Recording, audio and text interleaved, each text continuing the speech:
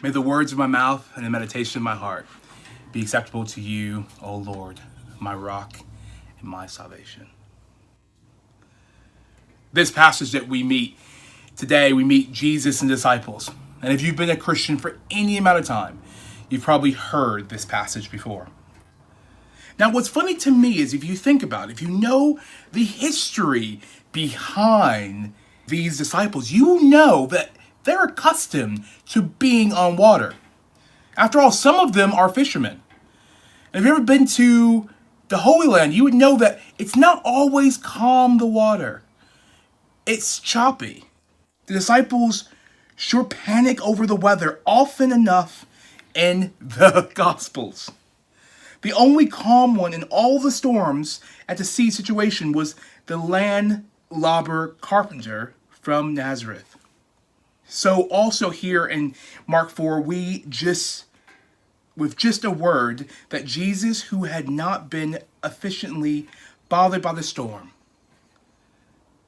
to awaken by it, first placed calm, but the same storm was apparent with ease.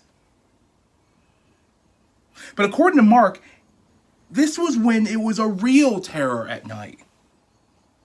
The only time in these brief verses when the disciples are described as terrified is after Jesus rebukes both the winds and the disciples.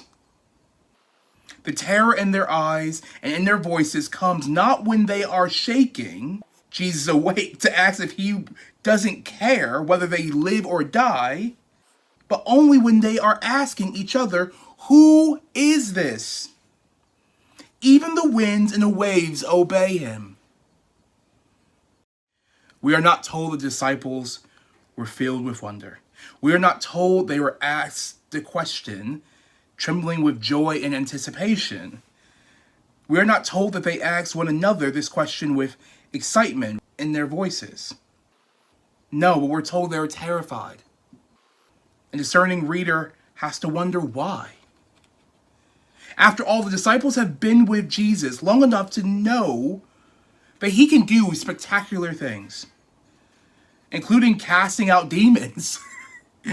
Now listen, if I was casting out demons, I would know that things could be different. They've been around Jesus enough to know that he has possession over anything. He's no ordinary man or rabbi. True, they've not seen him command the very forces of nature in just the way that he's about to. And this is the first time he's doing it, but they have seen him do things. Yet they were terrified in this particular display. And they asked, "Who is this?" It's not a bad question, is it? It reminds me of a scene I saw in a movie years ago about a man, and the best of his family's knowledge, he was a typical insurance salesman from Indiana. In reality, he was a highly trained government spy who spoke a half dozen languages fluently. But he was different. And the boy later on said, "Who are you?" Something was up with his father, and he had to know what was it about. You can't blame the disciples for having a similar reaction about Jesus when they had not asked a similar question. The question is, who is this? Jesus calms the storms.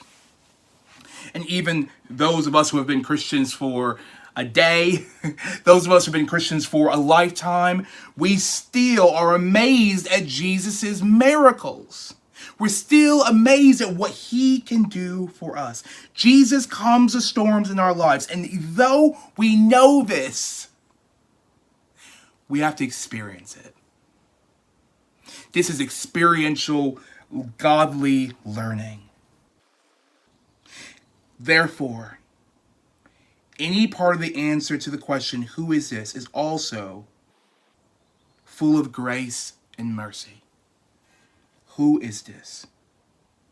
He is the Lord, the maker of heaven and earth, who can do all things and transform all things. He is the Lord.